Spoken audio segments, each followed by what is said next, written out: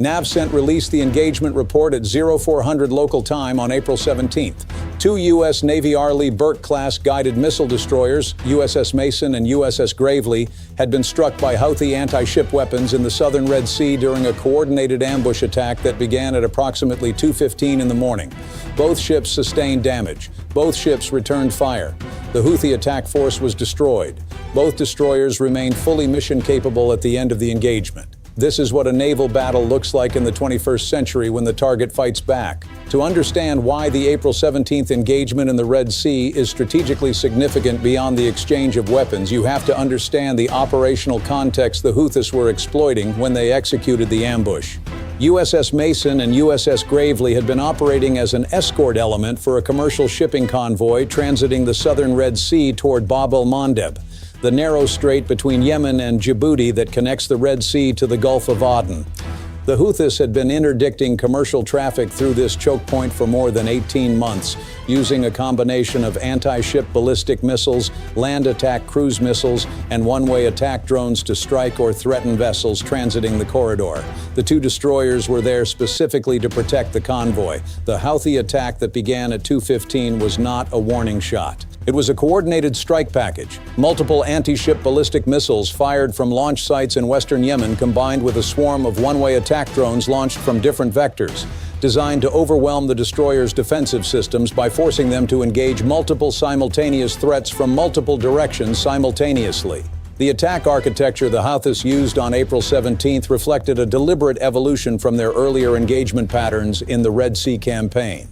In the earlier phase of Houthi Red Sea operations, beginning in late 2023, the attack pattern had been predominantly single-weapon or sequential strikes. A drone, then a missile, with enough interval between them that a defending ship's combat system could engage each threat individually before the next one arrived. U.S. and coalition destroyers had successfully defended against this attack pattern consistently. Every attempted Houthi strike in the earlier campaign that targeted a U.S. Navy warship was defeated. The April 17th attack was architecturally different. Intelligence analysis of the strike timeline determined that the Houthis had coordinated a simultaneous launch of 6 anti-ship ballistic missiles and 14 one-way attack drones, a total of 20 incoming threats that arrived within a 90-second window. The Houthis had done the mathematics on what it takes to overwhelm an Arleigh Burke's defensive engagement sequence and attempted to exceed that threshold in a single attack. They came close. USS Mason was the lead ship in the escort formation and absorbed the initial weight of the attack.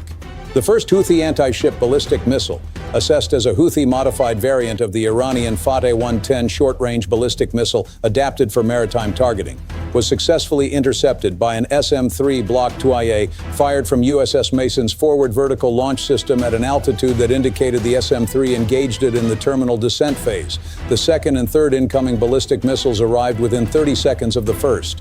USS Gravely, operating 8 kilometers astern of Mason, engaged both missiles simultaneously with SM-6 dual-role missiles. The SM-6's active radar seeker acquiring both threats and the ship's combat system computing a firing sequence that destroyed the second missile and damaged the third sufficiently that it impacted short of Mason's position without achieving a ship-killing detonation. The 14th incoming drone, the final element of the swarm, struck USS Mason's aft deck section at 2:23 local time, detonating with sufficient force to start a secondary fire in the aft equipment space and wound 3 sailors. This was the Houthi attack's single success in the 20-threat package. The USS Mason's PHALANX close-in weapon system, the last-ditch automated gun system that fires 20mm depleted uranium rounds at 3,000 rounds per minute against threats that penetrate the outer missile defense layers, was the weapon that stopped the majority of the drone swarm. PHALANX is not a precision system. It is a saturation system. When a threat enters its engagement envelope, roughly 2 kilometers from the ship, PHALANX acquires the target with its own fire control radar, begins firing a continuous burst at a rate that places hundreds of rounds per second into the threat's projected flight path and relies on the probability of multiple impacts per burst to destroy the target before it reaches the ship. Against a Houthi one-way attack drone, a fraction of a second of PHALANX fire is sufficient. USS Mason's PHALANX engaged 11 of the 14 incoming drones. 11 drones were destroyed. 2 were defeated by SM-2 missiles before they entered PHALANX range. 1 penetrated. The engagement sequence left Mason's Phalanx fire control radar with a target queue that exceeded its designed single target at a time engagement sequence for approximately 4 seconds. And in those 4 seconds, one drone found the gap. The counterattack from USS Mason and USS Gravely began within 60 seconds of the last incoming Houthi weapon being defeated.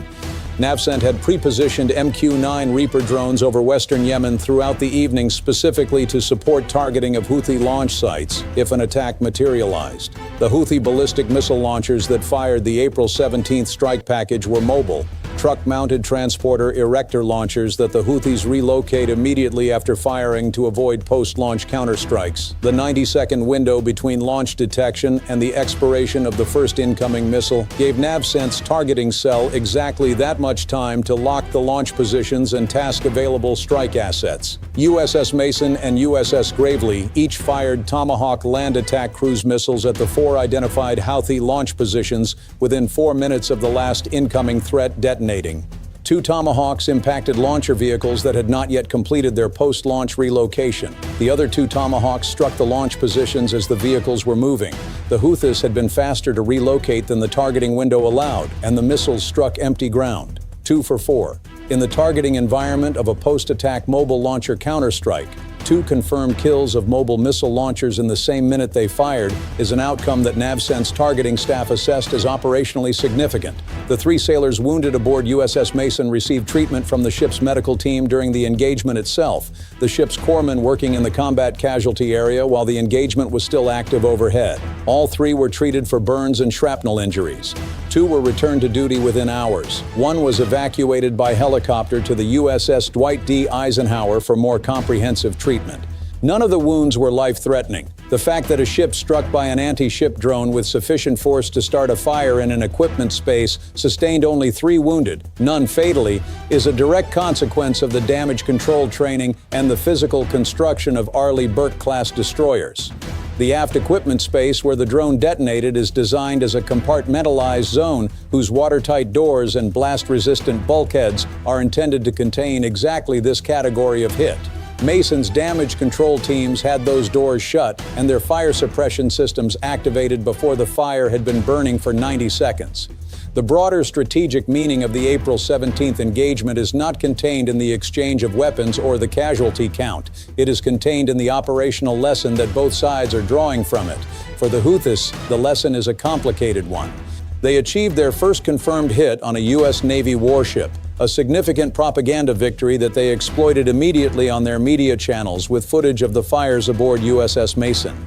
But they expended a significant portion of their available anti-ship ballistic missile inventory.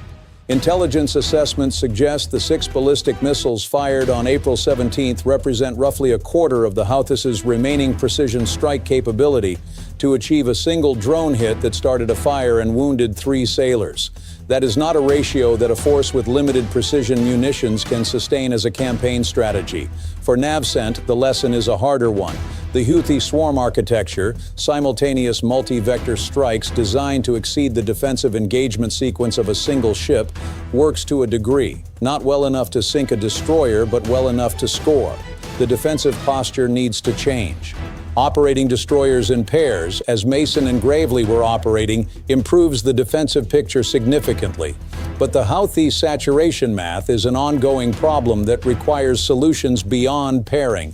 The April 17th engagement confirmed something that U.S. Navy surface warfare planners had been gaming in simulation for years, that the Red Sea threat environment had crossed a threshold where conventional convoy escort with surface combatants alone is insufficient to guarantee zero damage. The question is not whether the destroyers can defeat a Houthi swarm.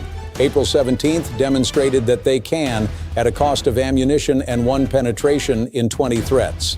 The question is what sustainable defensive posture looks like when the threat generates 20 simultaneous incoming weapons and the defenders have to engage every one of them. The answer the Navy is developing involves a combination of enhanced electronic warfare to degrade Houthi targeting and communications, increased organic air defense from carrier-based aircraft, adding to the destroyer's engagement envelope, and the accelerated deployment of directed energy systems, the Navy's high-energy laser weapons that can engage drone threats at the cost of electrical power rather than expensive interceptor missiles. None of those answers existed on USS Mason's bridge on the night of April 17th. What existed on that bridge was a crew that executed their training under fire, defended their ship and the convoy behind them, returned fire at the people who attacked them, and brought their ship home. USS Mason and USS Gravely completed their escort mission. The convoy they were protecting transited Bab-el-Mandeb on schedule. The commercial vessels that the Houthis had been trying to threaten arrived at their destination. The two destroyers returned to their operating area after conducting damage assessment, replenishing their VLS cells from ammunition ships in the task group, and confirming that both ships remained fully combat capable. The fire in Mason's aft equipment space was extinguished within 11 minutes. The damage was repaired at sea over the following 48 hours. The sailor evacuated to Eisenhower was treated and returned to Mason 3 days later. The Houthi media claimed a great victory. The ships are still sailing. The convoy got through. The math on what the Houthis achieved, a fire in an equipment space and 3 wounded sailors at the cost of a significant fraction of their ballistic missile inventory, is not the math of a campaign that ends with U.S. destroyers leaving the Red Sea. What do you think? Does the Houthi swarm attack architecture represent a sustainable campaign strategy against U.S. Navy surface combatants? Or did the April 17th engagement demonstrate that the tactical evolution the Houthis achieved is insufficient to threaten destroyers operating with the full defensive posture NAVCENT has now implemented? Share your thoughts in the comments below.